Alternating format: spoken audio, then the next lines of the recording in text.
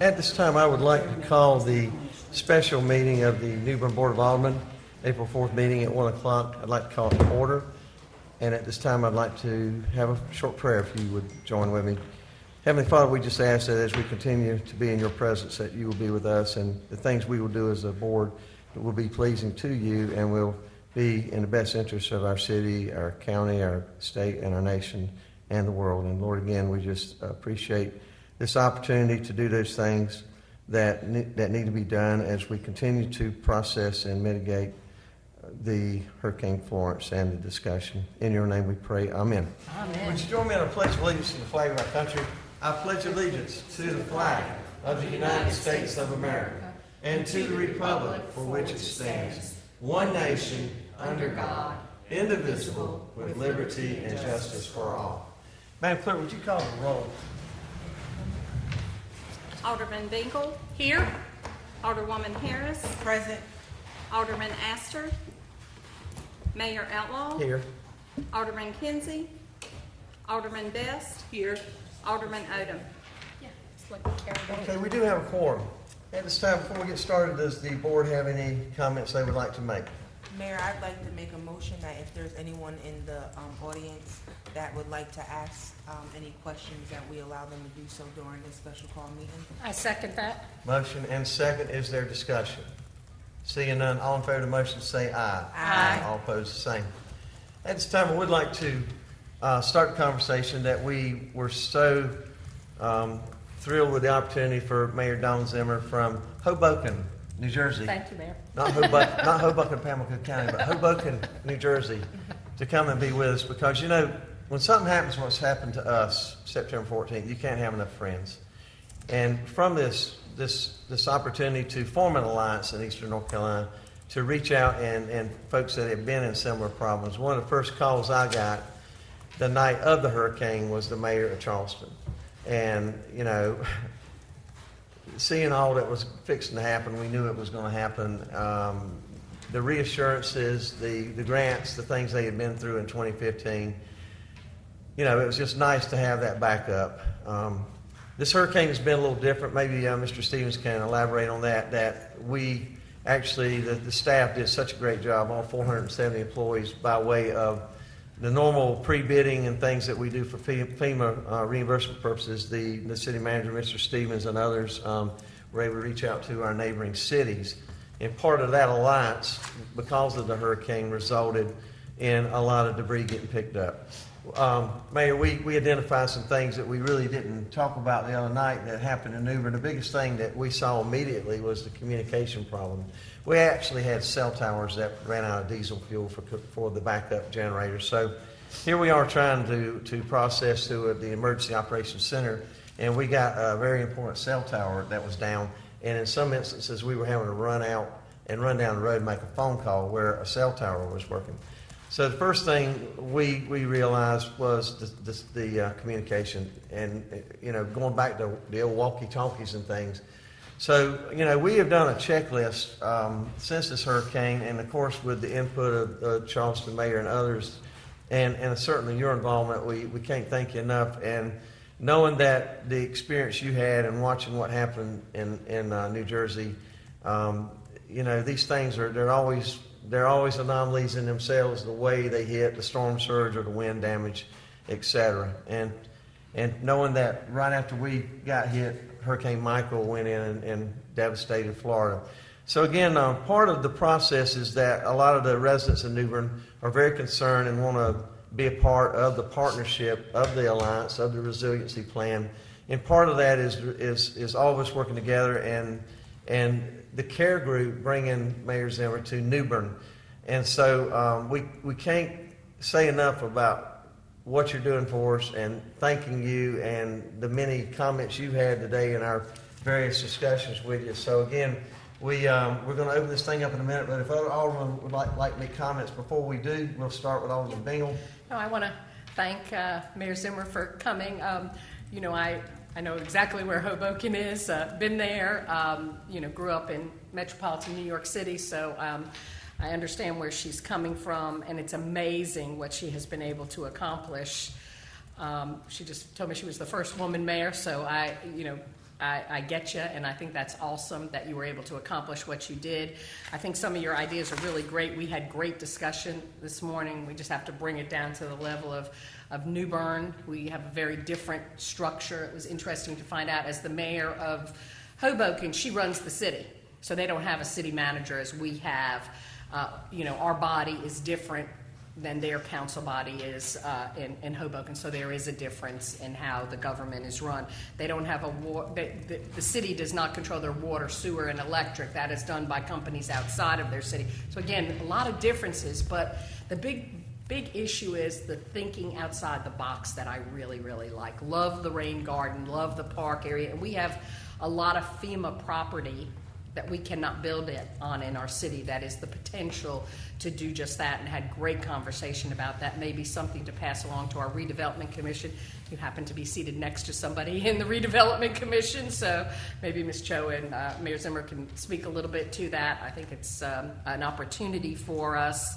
And we hope that, as I said, when the storm happened, we had New York Times, Wall Street Journal, we had just a cavalcade of reporters and people coming to our city to record the devastation, and I asked them to please come back in 1 year and don't just talk about the bad things, but what we've done as a community to try to rebuild and gather strength. So we hope you will continue to come back. We're glad you're here now, but it would be great to have you as a resource to us because you've been there, done that, and we can learn from each other, and that's why we're here today, so thank you. She said everything I needed to say. Okay. Okay. Alderman Kinsey? I'd like to thank you so very much for coming in and sharing with us some of the things that you're doing the catastrophic event that happened to your city. And we're going to try to adopt some of those things that would help us better prepare with partnership and saving people's lives, because in our line of duty, the citizens comes first, and that's what we're going to strive to make a big difference. And it's something great that we have been doing that we haven't done in a long, long time, and the Public Works Director has really taken the reins to run, to really open up the ditchways, to find money to make water flow better, and to make this place a better place to live for everyone. And thank you again for your information. Alderman Best? Ms. Zimmer, thank you so much for coming to our little city and giving us all that vital information that you share with us. And I just want to say, you have such a sweet, warm spirit. It was so easy to talk to you, and I appreciate that. And I know all of us appreciate that as well. So I'm going to give it back over to the mayor so we can get some discussion going on here. If it's a pleasure to the board at this time, if anybody in the public would like to come forward and make any comments, ask any questions, et cetera, we'd be glad to do that at this time. If you do want to do that, come up and state your name and address for the record. Anybody? Okay, so seeing none, Mayor Zimmer, we'd love for you to come up. And again, some of our conversation today, I know you, I could tell in our conversations our 50% rule on when something's damaged, and the fact that many of our houses, particularly throughout the city, had excessive amounts of water as to where the electrical components were compromised, that we required the power to be turned off until a certified electrician could come out and check those. I know that I felt you felt our pain that we had to do that, and particularly you and I had talked not much about our rental units and the inventory problems, and part of that being the 50% rule, which brings us back to a very important part of our city is the Stanley White Center, and it falls within the 50% rule.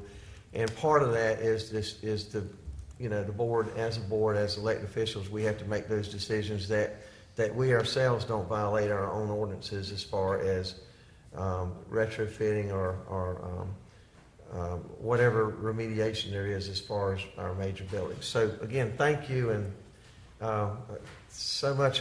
We've learned so much from being with you the last couple of days. So, and I just want to thank you, Mayor, and thank all of the aldermen, and thank you so much to the community for having me. You have a beautiful city. I'm so impressed. It's really it's beautiful. Your city hall is beautiful, and you clearly have a very committed community that really wants to work together. So I know it's been a real challenge for your community, but I'm extremely impressed. I mean, I was talking to your city manager about the debris, and I remember those days of these mountains of debris, and it's a challenge to get it all out, get it all done, and get your city back on track. And you've clearly done a terrific job doing that. So I want to commend you. And again, it's my pleasure to be here on a volunteer basis just to try to help share our experience and some of the things that we've done. So I want to, if it's okay with you, Mayor, I just kind of want to take a couple minutes to hear some of the things that I've heard from different people. And so I have, we talked about like the energy issues, and so I hope that the city will consider looking into the natural gas backup generators. That is something, and you reminded me that we actually had the same challenge with our 911 system, and our fire department had to move up and operate out of another location, more because of the flooding issue. But it's a major challenge. So I do think that that's an opportunity to, again, help keep the community even safer through the storm, and it's a more reliable source. And I think that there's a possibility that there's FEMA funding. So the other thing that I recognize that you are dealing with a challenge of a number of people that have been displaced by the storm, renters and homeowners. So one thing that I have learned about through my discussions with various people is that apparently Habitat for Humanity is interested in partnering and helping to build some kind of temporary housing in the city. So I'll leave it to others to kind of bring that concept forward, but it seems like maybe that could be a good idea to consider. And then I'm also learning a little bit about, and we face some of the same challenges. There does seem to be some still, even though I recognize that you've been working on the communications and having community meetings, but it seems like there's still misunderstandings about what the standards are for rebuilding, and concerns about if you don't rebuild in the right way, are you going to get the flood insurance that you need going forward, or could you end up in a situation where there's, it becomes really expensive because you haven't followed FEMA standards? And so it seems like there's a little bit of issues to work through, maybe with Historic Preservation Board. I don't know, but that's a little bit of what I'm hearing. So so I don't know if you want to have any discussions about those things, but those are some of the things. Ask a question in regards to that, Mayor Zimmer. So would you advocate then for, and we called this many times, the flood czar, or somebody that would be that point person right now? If it's historic preservation, you have to call Morgan Potts, who happens to be the staff person over that. If it's inspections, you'd have to call Matt Boswell, the person over that. If it's a public works issue, call Matt Montaigne. So, we realized, I think, early on, and the mayor can agree or disagree, but we realized early on that was an issue, that we were kind of disjointed and tried to almost centralize a phone number for people to call, but then we had a breakdown in that as well. Either the person didn't have enough information, whatever. Right. So do you think the best way to handle that would be to look to the future, to have someone who's in charge of mitigation, flood, or whatever, or a department within a department, and have a staff member there to handle these issues? Or should it be put on an already existing staff, knowing the budget constraints? So that we're trying to figure that out. Let me first step back. That's a decision, obviously, of the administration, of the mayor, the city manager. But let me just step back and say that I do think, in my experience anyway, sometimes it can work you got to go slow to go fast. So in some ways, to bring different people together, to have more of the dialogue together and working through the issues. So that could be working through the FEMA standards and historic preservation. That could be working through, I know, the recreation Facility is something that everyone's, there's deep concern about that, like kind of working through what could the potential options be, like working through those issues. In my experience, like having a community process where people feel like they're being listened to, and again, just because, a resident says what they want, that doesn't mean they're going to get exactly what they want. But, when you hear everybody's ideas, you can end up with the best result, in my experience. And that's how, for Rebuild by Design, we really ended up with the best result. It was because of the community input that really helped to get us with the best solution. So, and that takes a lot of time to kind of facilitate that dialogue. So it seems like you do have a lot of, major issues that you still need to work through to help your community. And so that process of bringing people together, having a community process, looking at the redevelopment area, which I think is terrific. It's a terrific opportunity. And thank you so much for, talking to me, both of you talking to me about that. I think it's a terrific opportunity, and kind of bringing things together. So it seems like it could be beneficial to have someone who can help. But again, that is absolutely that's the administration that makes that decision. So thank you. Alderman Kinsey. I'm going to speak on pretty much the same thing, just almost that we was just speaking of. I from just listening to you, I think it's just calling everybody together now and start the process now to prepare for later on. Like you say, you can't run too fast or you can't run too slow. But if you can start the process now of bringing everyone together to find out, it's like a war, finding out the areas you're going to bomb and how many casualties you're going to have. And if we can go ahead and start that right now again, I think it'll put us pretty much ahead of the game. If we can start now bringing everyone together, planning from this department, this group, that organization, and look at if this happens, what will we do? How do we handle it? Who do we call? And, I'm just learning that from the things that you were sharing with us early on. And like some of the green space for water to accumulate there, in the case that the flat surfaces, the water's going to run off, and start to mapping those areas out, showing everybody what's available and what can happen. Because we have a lot of information now to work with to actually take us forward. And we can pick out what works for us to be able to move right along. And that's something that I think that we need to start in the morning with and preparing for that. Because you never can say, I'm late, I'm early. Right. It's how soon can you get started? Yeah, and it's a challenge. The community process is a challenge, and it doesn't necessarily.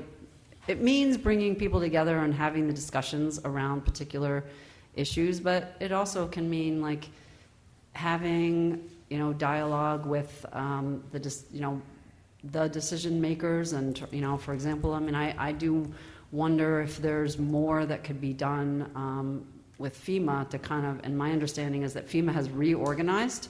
And so that in New Jersey, anyway, we have a FEMA representative who works with communities like Hoboken, and I don't know whether North Carolina has like a higher level FEMA representative, so that you can get assurances as to what their standards are going to be going forward, and try to figure out, for example, like how is that going to integrate with what the historic preservation standards are, and how can you kind of help people to understand that they're building in a way that they're not going to be at risk into the future. That's just one idea. But but it also for me, in the community process, it also meant like meeting with smaller groups of people, meeting with people in the housing authority, and giving them a chance to voice their views and have their input and be heard without the larger group. So. Again, it's kind of goes back to the idea of like, do you need additional resources is there someone within the administration that could help to facilitate that? Because it is, it's a lengthy process, but I think it's an important process, and ultimately, it sounds like you've got a lot of important things that you want to move forward on, but the challenge is you can have the engineering and you can have the funding. But if you don't have the support of the community, it's difficult to move forward. And so, like, trying to find, going through, a collaborative process on some of these major issues could help you to get that consensus to get done what you want to get done. I like one of the statements you made that, like if the drugstores are all closed and they have no power, how we could actually be set up and prepared to have a drugstore open to supply the people in the needs of medication. Because your hospital could get wiped out. Yeah. And you need to have all of those things in place to be able to have supplies to come in. Food bank situation set up where all that can be taken care of till the trucks can get in, because you could have surrounding counties that is closed off, that Right. you have to come through them to get to us. So it's good. I picked that up as well to use, for the future plans, to be prepared for that. And like we say, we need to start that in the morning. And thank you so very much for your information. Mayor Zimmer, a couple of things you had mentioned, I think, last night that you had, as a result, I think, of the hurricane, you had 2 new positions, a resiliency officer and then what was the other one? Chief Sustainability Yeah. Officer. Yes. From that, you're 1 square mile and 50,000 plus, and we're 29 square miles and 30,000, and we have a $35 to $40 million budget, and you have $100 million budget? What was your budget? It's your about budget? $100 million. Yeah. So, we're trying to make sure we get the right fit, and, your ideas on what you see going forward for New Bern. And part of that is you've mentioned, obviously, very objectively, you found this still is some misunderstanding and lack of navigation to be able to navigate from a problematic 50% plus residential or commercial Right. problem to the closure on it. So could you give us some ideas that you might have, having been in New Bern, as to what any type of recommendations you might have or thoughts on that? Well, it does really, again, I've only been here for a day, so I don't really, and again, it's a beautiful city. I'm looking forward to going for the tour of the city. So, so I don't really want to be like I'm saying what you should do. I'm just giving sort of suggestions on what I have observed, and I do believe you've got a terrific, it looks like you've got a terrific opportunity with the establishment of the redevelopment commission, and really thinking through and working with the community and figuring out, planning out what you think. It sounds like there's a plan. I don't know if that plan is set in stone or if that's something that you can work through a little bit more, and making sure that it's something that really can help with some of your affordable housing, and making sure that ultimately New Bern is a place where people of all economic backgrounds can remain in your city. That seems like a real opportunity. I guess my I'm looking forward to seeing it, but what I'm interested to know a little bit more about is how many homes have, because the property owner could not afford to do the upgrades that are needed to do, and then the residents who are renters have been displaced. How many homes are currently boarded up in New Bern? Yeah, Mr. Stevens, do you have any of that type of background? That's kind of a plan department might. Not off the cuff. Okay. Sorry, I don't. But we had about 1,100 homes that were damaged through the storm. I know that Mr. Ruggieri, I think we've got, how many permits have been pulled since, of some sort? 700 or so, I would think. Lease properties. So I don't have the data right Yeah. now. No, it's more just that it sounds like it's a fairly large, potentially a significant amount of homes. So, that to me seems like something that it seems like potentially you might want to have more dialogue around that, and thinking about what could the potential economic impact be on the city. I recognize that each property owner is responsible for their own homes, and they need to go to FEMA and try to get assistance, but it becomes something that's I think can have while it's an impact on the individual homeowner, as a group, it potentially can have an impact on all of New Bern if it's not addressed in some way. And I'm not saying I know what the solution is. I'm just saying that, to me, it's something that I would encourage you to sort of look and see whether, something, as you think, to me, like that's I think a challenge. And then I look at the redevelopment area, and that's an opportunity. And is there some kind of way that you can look at both of those and work through potential solutions? Did your city receive any community block emergency disaster funding? I'm sorry? Did your city receive any community block grant CDBG, we talked about that a little bit Yes. this morning. emergency funding? Did you receive any of Well, that? we received funding to rebuild our buildings. So our city, our senior center was damaged. Our DPW facility was damaged. Three of our fire stations were damaged. So we received funding to rebuild those. So, and then we did receive, we had this design competition, and we received something that provided for us to protect comprehensively. So rather than, I talked about it last night, but rather than an individual protection, to protect the majority of the city. The contest that you won, or the design thing, who paid that? Was that a federal contest or a statewide thing? Or? So that was the Rockefeller Foundation. They funded the design competition, and then basically the decision was made. This happened under a previous administration under President Obama. They took a portion of the funding that would have gone out for the traditional FEMA approach and took a different approach, because they wanted to sort of set a model for how we could potentially, going forward, look at doing our rebuilding process in a different way. So, because at the end of the day, if we can take, as a country, this is sort of getting into, larger policy, but if we can take a more proactive approach in helping to communities plan and figure out, like, what's a comprehensive solution that will help, communities or a region, that's actually probably going to be less of a strain on our National Flood Insurance Program than what we're doing right now, which is kind of rebuilding as is, and then next storm hits, rebuild as is. So, I mean, the National Flood Insurance Program is it's billions of dollars in the red. I mean, I'm not sure what the numbers are, but it's many billions.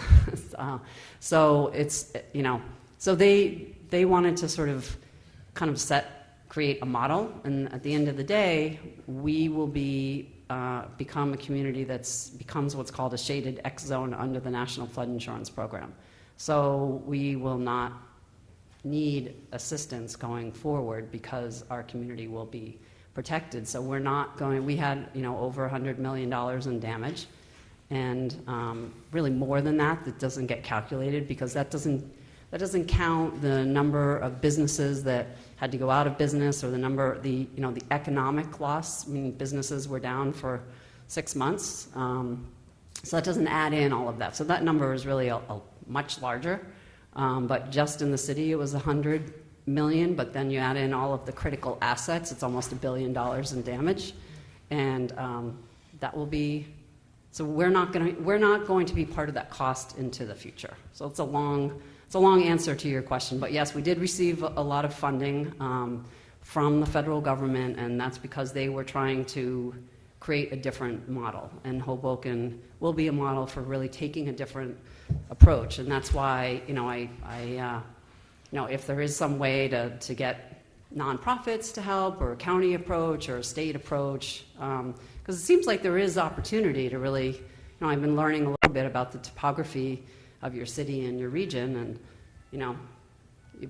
there could be an opportunity to figure out different solutions to live with the water and build in a different way where everyone is safe, and it's also a terrific quality of life for people as well. Thanks. I think another thing as we discussed, I think some of your buildings, I think your base elevation was 8 feet, and it sounded like some of your buildings, you guys had actually gone in and retrofitted with some flood venting to mitigate the FEMA requirements. Do you, what you see and what you did in as a result of Hurricane Sandy, do you see those type of implementations in New Bern? Again, I'm not an engineer. I mean, I think it's something that could be explored. You know, it's another. If there's ways that you can help to facilitate homeowners to and for city facilities as well, to be able to withstand the water and recover fairly quickly. You know, I think that's kind of the strategy that we took in the immediacy after Sandy. So trying to facilitate, trying to do workshops and talk to people about the information. And we also passed what I would call the flood prevention ordinance. So requiring that going forward, utilities, the outlets be raised up. So those kinds of things that kind of adds layers of protection. The approach that we took was also to make it so that you could still have commercial, or you could use the downstairs for going forward for new development. So you can use it for commercial space, you can use it for community space, but you cannot actually have it as living space going forward. But we grandfathered in. Whoever already lives there, they live there, and they were allowed to rebuild their homes. We didn't bump up against the 50% issue, because for us it was the water came in and came out, and it didn't destroy because taller buildings are not going to reach the 50%. So, but the approach that we're trying to take is more when you build on the ground floor, you build with materials that can withstand the water coming in and going out, and you build with flood-resistant materials, so that, again, that recovery is a faster recovery, and also so you don't destroy the character of the city. I mean, I think that's a challenge that, especially, you know, urban areas, and you have a really nice downtown area, and if everyone's kind of building up on pilings, what's that going to look like? You know, what's that going to feel like? How is your community going to sort of come together? And you know, so it's just a consideration, but I recognize each property owner, you know, they need to make their own decisions. But for us, like, we didn't have to really even think about the elevation question, because you just can't raise a 3-story, 5-story, 14-story building up on pilings. So it was never, there are no single family homes well, there might be a couple, but it was never, and if there are, they're attached to other buildings. So it was never a consideration. So we went with the approach was, trying to have flood-resistant materials, putting, the technologies that permit the water to flow underneath, or, so those technologies that can enable, stabilize the structure so that it can withstand the water, and there's different strategies to do that. Have you since Hurricane Sandy have other sister cities in New Jersey? Have you got any type of a resiliency alliance or any other type of reciprocity between your neighboring cities that have? Right. So we were part of the reason we were able to win the design competition is because we partnered with the city to the north and the city to the south. So the Rebuild by Design plan is not something that's just for Hoboken, it's actually for the region. So because we, especially in Weehawken, the city to the north of us, we share a critical asset. So our wastewater treatment facility serves 5 communities, including Weehawken. So the plan protects part of Weehawken and Hoboken, and that critical asset, the wastewater treatment facility, is located in Hoboken. And so that serves not only Weehawken and Hoboken, but 3 other communities as well. So, and then in Jersey City, we also partnered with them. So part of Jersey City will be protected as well. So yeah, I mean, we were talking about like the challenges of where the water comes, what to do with the water. I mean, so those are all things that yeah, I mean, there are people who are experts in this area and can really help to kind of look at what could the options be of what could a strategy be to live with the water, to figure out like something where you're keeping people safe, but you're diverting the water. I don't know. Again, I don't know what exactly what those solutions are, but I do believe that kind of bringing together people with different backgrounds and really trying to analyze it in the long term potentially could help to figure out a plan. And the reality is, if you can work with your other towns in the area or with the county, and trying to figure out what a potential plan could be, then if unfortunately New Bern is hit again in the future, like you've kind of got a plan to move forward with into the I future. appreciate your comment this morning, and I know it troubled you, I think, as it does New Bern residents, that part of our moving forward as a society, the Great Depression actually changed the skyline of New York because of architectural value engineering. And storms like this are probably going to change the architectural design of our city.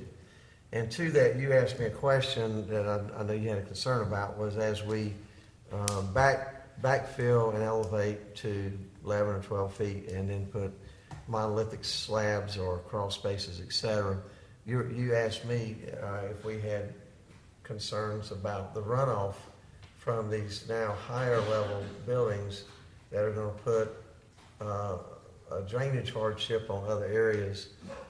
And so that's just a problem we've got. It's going to require, Mr. Stevens, I'll let him comment.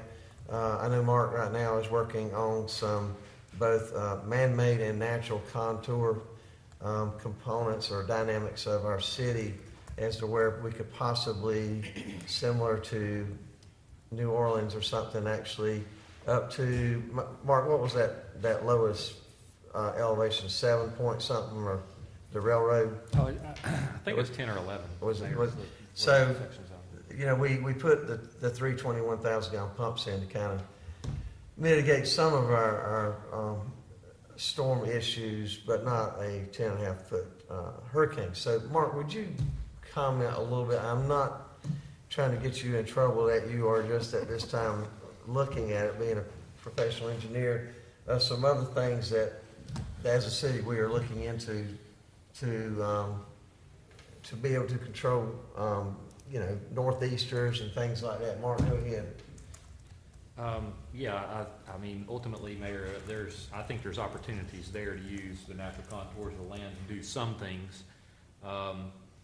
Some of the issues that we run into specifically with some of the major damaged properties that we had in the historic district and over in the Woodrow area and Sunnyside area, those will be very difficult to mitigate and manage because of their location next to the river, and the river being 10.5 feet, other than building a wall around all of the water frontage. And I don't think that's an option that people would probably be willing to consider. But using the natural contours of the land, the railroad as a natural dam, there are some opportunities for some of the basins. Obviously, one of them kind of has been identified, which was where we put in the pump down on Rose Street. The issue is we still have water intrusion coming from Jack Smith Creek, which is from the river.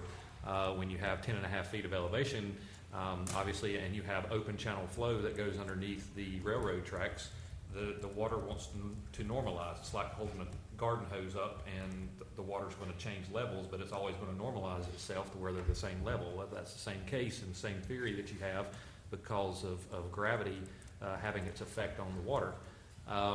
Potential that exists there, and this is obviously very, very preliminary, and I can't say that I have dedicated the last 1,000 hours of my time since the hurricane towards looking at this, because I've had quite a few other things on my plate. But there are some opportunities for us to potentially look at and explore,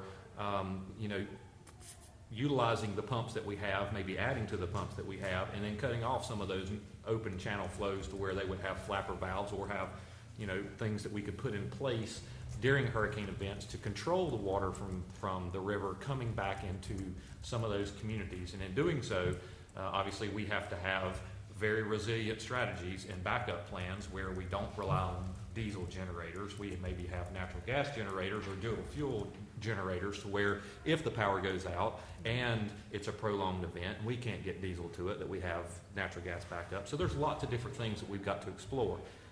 The most important thing is all of this stuff does not come cheaply. It's going to require funds, it's going to require money, and that, I think, will be the most difficult strategy for the board. I think developing a resiliency plan that has actionable items that come out of it is simple. You hire a consultant, that person does analysis, takes community input, and develops some situations or some plans or some mitigation strategies that we have that we can implement over the next 5, 10, 15, 20, whatever years. And in doing so, we can do that. But all of those are not going to come very cheap.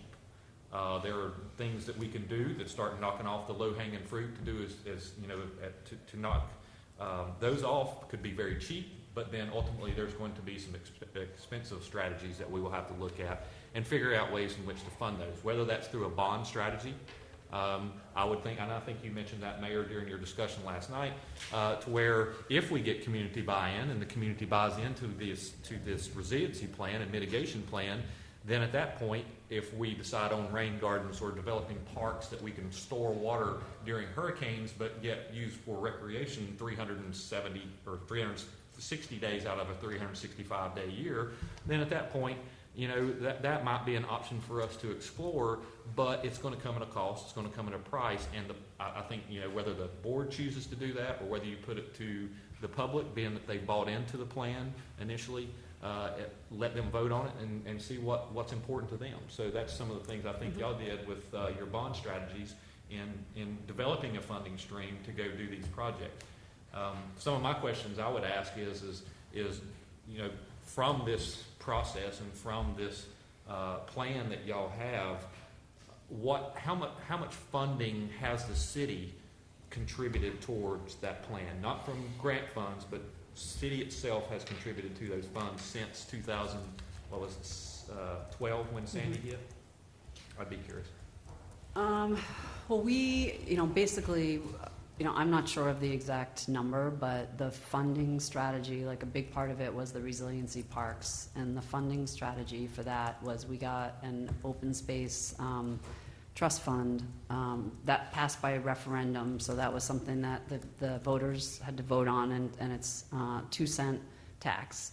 And so that the funding that comes in from that then funds the low interest loans that we took for the Southwest Park and for the Northwest Resiliency Park. So and then we also, yeah, so you know, we've taken loans, and that's kind of how our, you know, that's the funding strategy that we've pursued, and complemented it with grants and with the redevelopment process. I mean, I don't know the exact numbers, so I don't want to guess at it. I can certainly let you know, but that was kind of the funding strategy. And again, I don't know whether there's, you know, the funding that we have in New Jersey, the New Jersey Infrastructure Bank, is that funding comes through the EPA, and so it's all based on like clean water strategies. So they're support, so I don't know whether that's, I would imagine that there's some way that that's available to people in North Carolina, that funding strategy, and you know, so that kind of would give you the opportunity to think about, you know, we did a green infrastructure plan, and so that would allow you to think about like what can maybe the sort of the green infrastructure and sort of nature-based solutions that will be a lot cheaper than the hard infrastructure that you're talking about with the pumps. Because originally Hoboken was planning to have 4 pumps. And you know, we kind of went through this evaluation process and figured out that if we did more green infrastructure and parks that have kind of a lot of co-benefits for the community, that it would be a lot cheaper than just doing all pumps. But I do recognize the pumps can help with emergencies. So we put in 2 more in Hoboken. So I'm just saying, like, the other suggestion that I would make, part of what was part of Rebuild by Design, but you probably could try to partner with a university. I mean, the evaluation of the modeling, the hydraulic modeling, was done by Stevens Institute of Technology. So potentially could there be a partnership with a college in North Carolina that can, or in the region, that could help you with doing the modeling to figure out, like, okay, if we do this, this, and this, what's that going to look like? When this storm hits and that storm hits, and so I mean that was the process that we went through of looking at, like, these are the different alignments, and you look at all the different things that we're doing, and literally it was like a modeling of what's going to happen, what areas are going to flood and what areas are not going to flood, and how much more do you get done when you implement different strategies. So that was kind of part of the process of figuring out the overall plan. And so, I just, maybe Stevens would be interested in coming down here, but it was extremely helpful to kind of understand, like, what the impacts will be, and making that, the consultants are terrific, and I think they're good partners, but also making sure that, I just would encourage you to think about, like, doing the flood modeling to look at, like, what are the different options and how is it going to impact your community. I think we're doing that with the Collider Group through UNC Asheville. Would that be part of that study? Obviously it would, but we're right now seeking the funding to be able to do that. So right. It's not, we haven't necessarily partnered with them right. yet, but they're definitely interested in partnering with us. Obviously, if it's going to be a consulting type fee, we have to go through an RFQ process to be able to secure that. But definitely we've had the discussions with them, and obviously we hired a grant administrator, Margaret, she's here today. She's working with us and has received a couple grants. We've got a couple more out there we're hoping to hear from relatively soon to get started, at least on phase 1 of that grant process. I think one of the other things that the board would like to hear your comments on, between your city and your county and your state and the federal government, FEMA, we were very concerned in the beginning of this with the process and if there was going to be any type of a disconnect. So that's where we started in D.C. and worked our way down. And we find operationally all that to be working pretty good. It's just the process itself as to how long it takes. So did you find there were anything that you guys could do to kind of, other than you hired a consultant, to kind of speed that process up?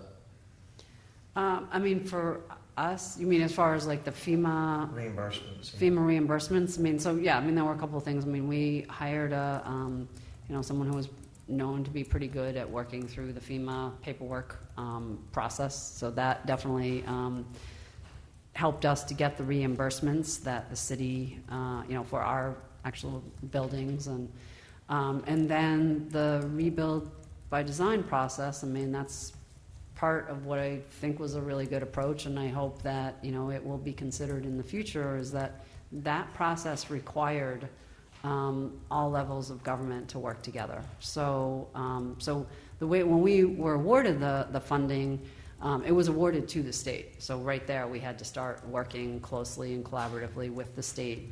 And then it required also, so we set up like a steering committee and met every month with the commissioner of the DEP and people from the state that were working on the project. All 3 mayors were a part of that meeting every month. And there were people from HUD that were a part of that meeting. And then everything that we were doing as we went through, again, we went from 5 to 3 to 2 to 1 of like deciding what the options are and the best option for Hoboken. So like the Army Corps, FEMA, they were all kind of briefed and gave their input as well along the way. So that was kind of what was required as part of the rebuild by design process. So we did have a pretty good, it was because of that we had a pretty good working process. Mm-hmm. I know one thing I think the city wants to do is we want to, because we're on Hurricane Alley here in North Carolina, we want to have a series when hurricane season starts of hurricane awareness workshops throughout our community, just from an awareness standpoint, a preparedness standpoint, a coordinated effort with the county. And, they know us up in Raleigh pretty good now. And so, again, we just want to make sure that the process is working. And there's absolutely, I know some of our cities down in the southeastern portions of North Carolina had a real problem completing the process with Hurricane Matthew. We just don't want to see that here in New Bern with Florence. Yeah, I mean, it's a continuous, I mean, yeah, the process of receiving the funding is one challenge, but then, you know, as far as preparing the community, and it's a continuous process. I mean, because there's always new people moving in, and people sort of forget from the last hurricane, and, you know, and the reality is, you know, people can also, by, you know, listening when they're asked to evacuate, by, you know, if they're going to shelter in place, really getting themselves prepared as well. So, you know, those are things that it's a continuous, challenging process. First and foremost, I just want to say thank you so much for all the information that you're providing. It's very valuable. I know that the recovery process after something that we've been through, infrastructure is so very important, but I think sometimes we forget about the mental damage that we suffer from or communities suffer from. And I know for us at one point, we had to make hard decisions on how we were going to move forward with events and things like that. And I wanted to know how your city and your council and how you guys move forward with, you know, recovery, but also the day-to-day business in your city. How did you handle that? Yeah, I mean, I completely agree with you, and again, I commend the city and everyone, you know, all of your employees and everyone that was involved in really getting your city back on its feet and ready to have that first festival and event. And you know, it sounds like it was just a huge success and really important to bring the community together. And we took the same approach that, you know, you got to get the debris out, you gotta start moving with, you know, and we had events soon. I mean, actually, it was Sandy, and then 2 weeks later, it was Halloween, and there was like a big snowstorm, and there was power outages again. And so, but we have a big Halloween parade, and we still had it. You know, we were just committed to doing it, and it was something that really brought the community together. So yeah, I mean, it's a struggle, but I think recognizing that it is a really important part of the process, and it's something that's ongoing. I mean, I tried to do interviews with the press and did some events, did like, you know, we're open for business, ribbon cuttings with various businesses, like really tried to promote Hoboken as much as I could as well, that we're open for business, because I think that, you know, kind of helps to, you know, that, again, the businesses are sort of that's part of your, big part of your community, and that was, you know, another thing that we did. But yeah, I hear you. It's important, and you know, I think we did similar to what you did. Just, you know, keep pushing it so that you can be ready and be open for your community, and having community events are important. Did you guys create any type of community groups or anything for people to go to kind of talk and of just their experiences that they went through? Do you think that'd be a great idea? I know that we have one type of group, but is it important to kind of touch on every basis after something like that? Because, I mean, people lost everything, so it's Right. kind of like, where do you go from here? And I know us as a council, we can't give that, but it would be a great partnership Right. to be able to partner with someone that, like therapists and stuff, that can help these individuals. I recall that it was a nonprofit, and I can't remember if it was the Red Cross or another organization, but there was like counseling services offered, and like we were part of promoting that, but it wasn't something that directly that the city organized, but it was something that a nonprofit created, and we helped to promote it so that people knew that it was available for them. Awesome. So, Thank you so much. you're welcome. Oh, that's. Ms. Zimmer, I know you mentioned numerous times that FEMA was a challenge. And during your recovery period, how long did it take for FEMA to actually step in and give you the necessary funds that you needed to help your city get back up? Did it take you 6 months, a year, or how long did it take you? I'd say it was, you know, a lot of people just sort of jumped in and started doing their own demolition. We had like a lot of volunteer organizations that came in to help us, and then people were like getting the equipment and joining with them and helping with the demolition so that things could sort of be prepared for the rebuilding process. You know, it Mainly to sort of your depends on the, I mean, I'd say, you know, probably the majority of people in Hoboken were back in their homes within about 6 months. But then there were people that still had to do major rebuilding. They were still going through, you know, the funding grant process through the state and trying to get their coverage and get it worked out. So there were people, you know, well over a year that were out as well. So I'm sorry, but I should have said this. I meant mainly your governmental buildings. I mean, Oh. was there like buildings that was damaged from the hurricane? And did your council, I mean, did y'all ask for advances from FEMA to help you get these buildings back up and running, or? you know, I can't remember whether we may have, and I'd want to check on this and could provide some additional information, but I think we may have chosen to we put in for the work that needed to be done, and then we bonded so that we could get it done, and then we got reimbursed by FEMA. But I would want to double check on that so I can provide. It's been a while. It was back in 2012, but I kind of recall that may have been part of how we did it. So rather than waiting for the FEMA funding to come through, as long as you submit all of your paperwork and get it approved. But I want to double check on that. Well, we want you to, because that's what I think we want to do on the issue here in New Bern. Most definitely. Yeah. Okay. We really, and you know, we've talked with you about, I don't know if the manager got a chance to ride you around a little bit, but we have something dear to New Bern that we want to get processed as quickly as we can, Okay. and with advance or letter of credits or however you do that, we want to do it. Okay.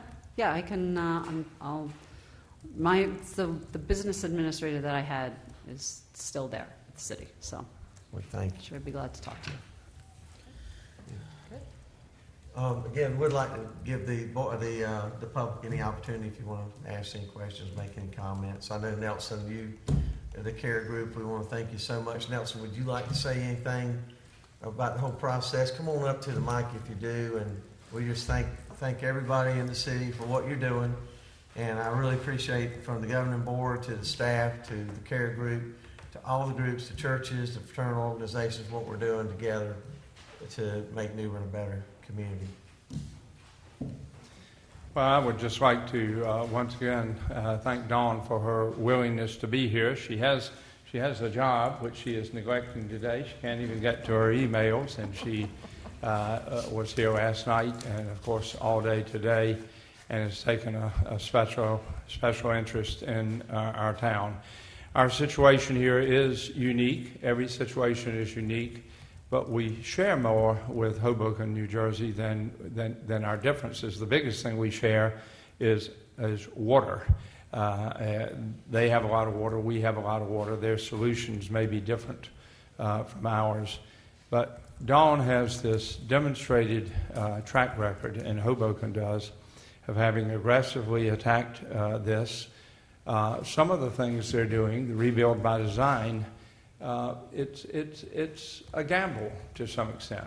Quite obviously, if you read about it, you don't know until you've done it whether it will work. So they've also had to build in some redundancy. What if it doesn't work? How can we make sure that we mitigate damage as well as preventing damage? And so that multi-layered approach, their city government structure is different. And so that gives them some efficiencies that we may not have, but it also it gives us some opportunities that she may not have had if we take advantage of those opportunities. We can't run our government the way they run theirs, nor vice versa, but we share the need to move as efficiently as possible. I was heartened, and you won't find this a surprise, I was heartened by what she said about, if I understood correctly, about the need to try to perhaps bring in on a higher level some additional expertise and capacity to try to deal with all of these problems, because they are huge and they're not going to be resolved quickly. They are still working through some issues, as you heard, and we will be working through issues 5, 6, 7 years from now. So from my point of view, our group, the little care group, has been focused on the long term. The relief efforts went well here. We were all grateful for it, particularly those of us who lived in impacted areas. I can tell you I was awfully happy to get a water bottle and a ham sandwich on some days when I was down trying to help muck out my house. I was extraordinarily grateful for the people who came in from outside, the National Guard and others who helped people all across the town. But relief is not recovery, and recovery is not resiliency. And we can't choose among those. We have to do all of them. And I think that what Dawn has been able to give us, forgive me, I should say Mayor Zimmer. I shouldn't be saying Dawn, but she is a friend.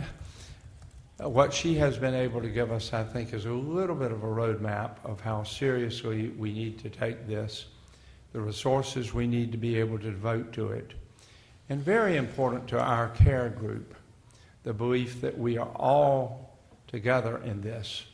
I live in the historic district downtown near the river. Our problems are different from the problems of Sunnyside, but they're complementary problems in the sense that we need each other. What downtown can offer to New Bern as it recovers and plans for resiliency is one thing. What Riverside or areas similar to Riverside can offer is something else, but we need both. It's not an either or. We're not pitted against each other. For this community to move forward, we need for every part of the community to succeed and meet its potential. And we all know that. And our little group has been constantly reminded of that, because we have sought to have people from different parts of the community, and not only from New Bern, but also, as she emphasized and has been said, it's extraordinarily important that it be regional, and even with the support of the state. Our fate is linked directly with the fate of our surrounding counties, with all of the rest of all the other communities in Craven County. We cannot separate it. And so it becomes essential that we all work together, not competitively, but all work together. And that's hard. It's especially hard at stressful times, but it's especially important at stressful times. We will not get anywhere if we're working against each other. So that's the commitment of our little group. And we are a little group. We're not political. We are simply interested in the betterment of New Bern. That's why once we met Dawn Zimmer, we said, she can better New Bern. She has ideas. She has the strength. She has the courage, the political will to carry out many of the things that she's done. And I think that we can learn a lot from her today, but we can continue to learn a lot from her and others like her, because I think the world of expertise is out there. What we have to do is be willing to listen. There is a wheel. We just have to use the wheel. We don't have to invent it every time. And we can learn from these other people. And for that reason, again, I'm extraordinarily grateful to her. She has promised this is not, I think you promised this isn't your only visit to New Bern. So we hope to see her. We hope to see her often, and to continue to have the opportunity to learn from her experience. She is now in a job that where she's working in this area, and there are many things that we can learn because she's learning about a lot of other communities. So we can learn a lot from her and others like her, and so I'm so grateful to her for being here. Thank you.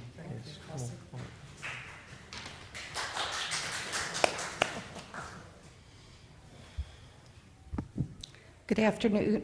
I'm Lorelei Schaffhausen. I live on Metcalf Street, and I'm a representative of the Craven County Disaster Recovery Alliance, and I'd like to speak to Jamisa Harris's concern about mental health because I am the chair of the Emotional and Spiritual Care Committee. We are partnering with Trillium to offer mental health training for lay people. So it's first aid and mental health. We've held 2 trainings so far.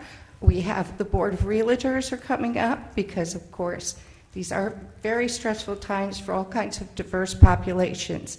And in thinking in terms of resiliency, the more people that we have sensitized to be able to respond to people that are in distress and being able to recognize the difference between situational distress and someone that needs immediate intervention is going to be increasingly important as the mental health impact of disasters often hits much after the event occurs. We have recruited some therapists that are willing to do pro bono work, and the CCDRA already has over 400 applications from people who do not have a FEMA, they do not have insurance. This is where volunteer organizations are coming together as a resource table. Many of those people are requiring mental health follow-up to see how we can provide support for them. So people can contact us. We do have a website as well. We are willing to help set up these trainings for any people, such as city employees. It's a full day training now, and we can do 15 to 30 people at a time. We then equip the people that take it with resource information so that they can assist people that are in more than just stress, but are really about to face a breakdown, that they can get them to somebody that can help them. Another thing that we are considering doing is, and would love to talk with you, partner with you, is community meetings, and this is out and about the whole county, not just the city, where we will have trained facilitators to allow people to share their stories, and I hope to be able to convince the arts community to do a year anniversary event that can include storytelling so that people have the opportunity to share their stories. The artists have opportunities to put it in a visual form, what they've experienced, and maybe some of our musicians can write songs. There's many ways to build in resiliency, and mental health is a big part of it. So thank you for letting me take this time. Well, thank you. Thank you. Is there anything further to come before the board this time? I just want to say I think that is an amazing idea. I don't know if we have anything planned for the anniversary, but I mean, I think that, yeah, I think that's amazing. So you'd be great to chair that committee. She's gonna do the music and Yeah. Footloose on the news. That's it. we have a little gift we'd like to give the mayor, and at this time, let's go down and if you would present that, present this, comments, and then.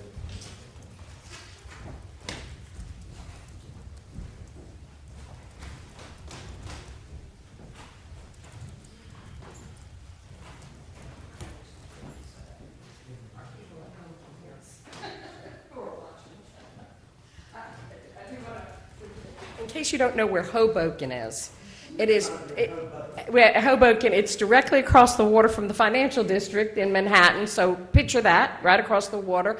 Unfortunately, my memory of it is the day of 9/11, so many of my friends that worked in New York City got on the boats to try to get over to Hoboken to escape what was happening. But to me, the most important thing about Hoboken is that it's the home of Buddy Valastro. And Buddy Valastro is better known as the Cake Boss. So that's why I know Hoboken's. Have you sampled some of his cakes and been to Carlo? I know you go to Carlo's all the time, right? Yeah. Okay. Okay. So, Dawn Zimmer, the mayor has tasked me with doing this very official duty, and I know myself and I know the rest of the Board of Aldermen, this is the highest honor that we can give somebody from our city, and I'm very honored to be able to present to you the key to our city and to thank you for visiting with us. What's so special about it, it's got our 300th logo on it, and Nelson was one of the movers and shakers and led our efforts to celebrate the 300th anniversary of the founding of the city of New Bern in 2010. So the key holds that logo, and it will fit in the City Hall doors. But we hope that you will come back and use it, but we just wanted to honor you in this very special way and thank you for coming here, for speaking to us, and we hope you'll continue to be a friend to our city. So thank you very much.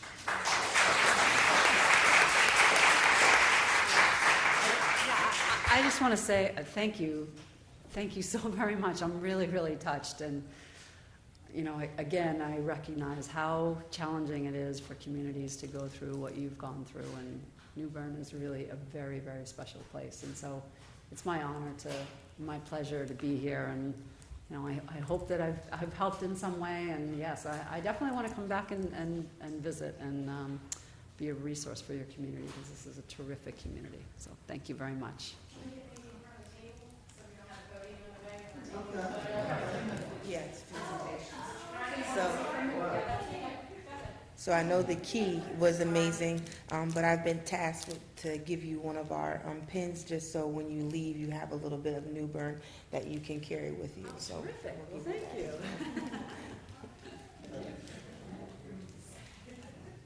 Again, thank you so much, and it was such an honor to talk with you this morning. You've given us all of that vital information, and I've just been given the task to give you I'll just say a paperweight maybe. All right. With the city bearer. Great. Yeah. Yes. Thank you very much. You're welcome. And I just want to thank you for being here with us to give us all the knowledge and the wisdom and the experience that you have experienced, as well as we, that we can go back to the board and correct and get things better. And thank you so very much. Again, it was just great to get opportunity to meet you, talk with you, and sort through the problems you have in your city and the problems we have in ours. And the main thing, as you know, as mayor, is when folks can work together and, you know, put differences aside for the betterment of the community, the state, the county, and just, you know, that's where it really works. And we do a great job here, and we work really, really hard together, all of us, during Hurricane. We're going to continue to work through that recovery, and being able to have folks like yourself come down and help us and fellowship with us, we really appreciate it. So again, thank you Thank you on very behalf of much. the city.